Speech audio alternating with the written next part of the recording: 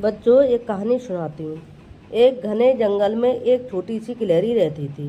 वह दिखने में तो बहुत छोटी दिखती, लेकिन बहुत ही होशियार थी। वह हमेशा अपनी समझदारी और तेज दिमाग से हर मुश्किल से बाहर निकल आती। एक दिन जंगल में बड़ा शेर आया।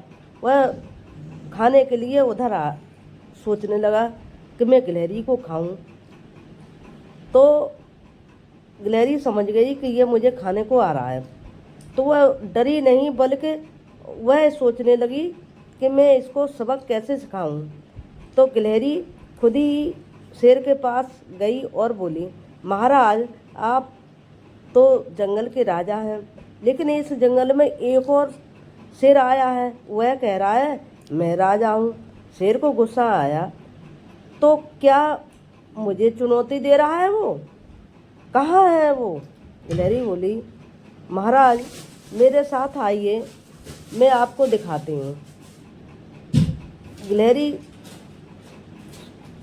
कुएं के पास ले गई और बोली, वह शेर इसी कुएं में छिपा है। शेर ने कुएं में झांका, उसे अपनी परछाई दिखाई दी। उसने समझा कि वह वही दूसरा शेर है। गुस्से में वह कुएं में कूद गया और डूब गया, मर गया। तो बच्चों, सीख मिलती है हमें कि बुद्धि और होशियारी ताकत से बड़ी होती है। और सारे जानवर बाहर निकल आए और गिलहरी को उस जंगल का मंत्री घोषित कर दिया और सब खुशी खुशी से रहने लगे।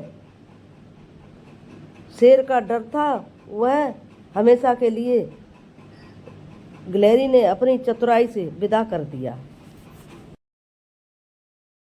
एक बार जंगल में प्रतियोगिता हुई कि नदी के पार मधुमक्खी का छत्ता जो तोड़ के लाएगा वही इस जंगल का राजा होगा। बंदर भालू को चिढ़ाता और दिन भर उससे मोटा मोटा कहता। यह प्रतियोगिता सुनते ही वह उछल कूद करके छत्ता के लिए भागा भागा गया। वहां जाते ही उसे मक्खियों ने घेर लिया। अब बंदर इधर उधर चीखता घूम रहा। भालू धीरे धीरे गया और उसने मधुमक्खी के छत्ते में धीरे धीरे धुआं करके उसको तोड़ के लाया। अब भालू को उस जंगल का राजा घोषित किया गया और बंदर चीखते चिल्लाते वापस आया। फिर भालू ने मुस्कुराते हुए उसे समझाया कि देखो भाई, तुम हमको मोटा भाई कह के, भालू कह के चिढ़ाते हो, लेकिन तेज होना अच्छी बात है, लेकिन धैर्य ज़्यादा जरूरी है।